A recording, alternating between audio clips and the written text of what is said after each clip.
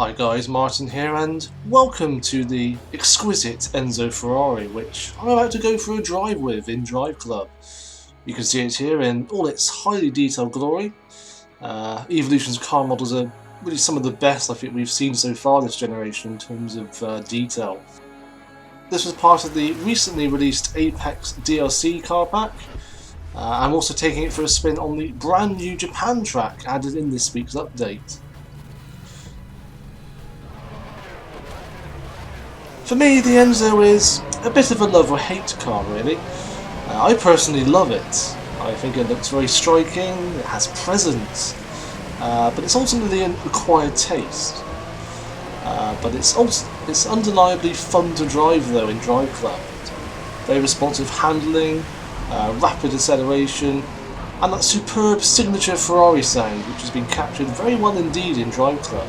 It sounds very organic and authentic in the cockpit view, just as it should. Finally, racing games are starting to get engine sound right this generation. I have to say, DriveClub has come on in leaps and bounds in recent months. Its launch issues are now thankfully a distant memory. Evolution have done an exemplary job supporting it since release, and not just in terms of stabilising the servers either. We've had plenty of obligatory car packs of course, but it's good to see them add new features in response to fan feedback as well. This week's update, for example, added the ability to change the car's factory colour on selection. It may sound like a very minor addition, but it's something that's always bothered me personally. Really though, the single most significant addition we've seen is of course the dynamic weather, which you can see in full effect in this video as the heavens open. What can I say that hasn't already been said? I mean, DriveClub was already breathtakingly beautiful to begin with, but the weather effects just take it to a whole new level. I might go as far to say that it has some of the best weather effects I've seen in any game to date. It sets the bar very high for future games to follow. Yes, I'm looking at you, Project Cars. The detail is simply staggering. You can see the water droplets drizzling down the bodywork, the reflections of the puddles, and I also love the way the water sloshes around on the windscreen if you're using the cockpit view when you go round a corner. Listen closely and you can even hear the subtle sound of the windscreen wipers hard at work.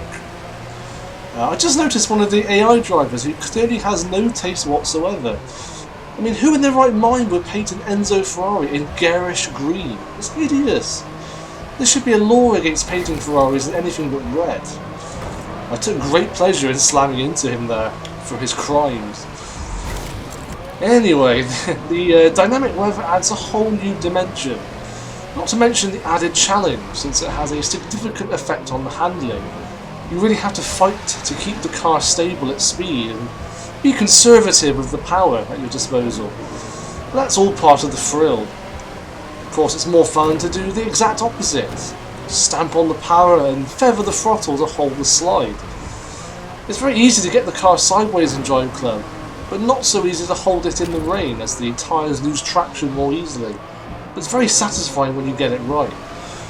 Taming a tail-happy Ferrari in wet weather isn't for the faint-hearted in DriveClub, and it isn't something I'd recommend trying in real life either, unless you have a death wish.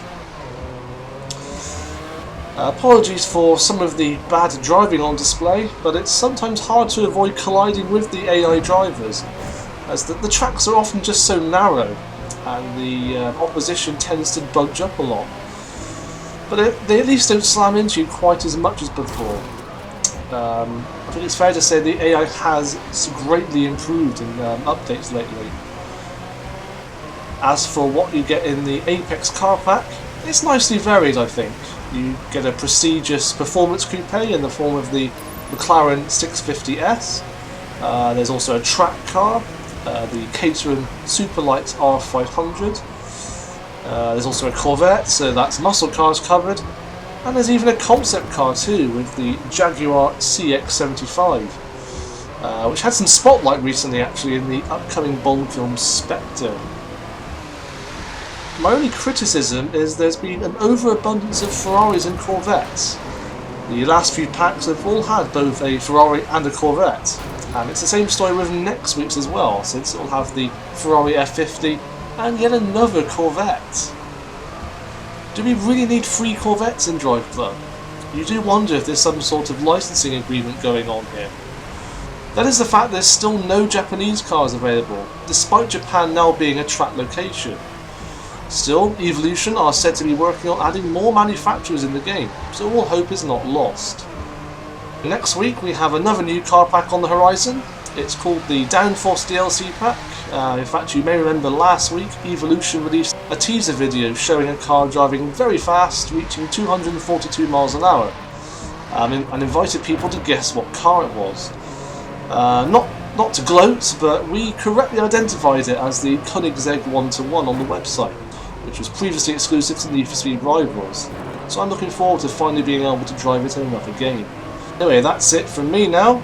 I'll leave you with the rest of this race. You'll see I managed to get quite a miraculous victory at the end as well. I'm hoping to dig deep into DriveClub with some more written and video content, so if you have any personal requests, do let me know. In the meantime, you can expect our final DriveClub review on the Team BVV website very soon.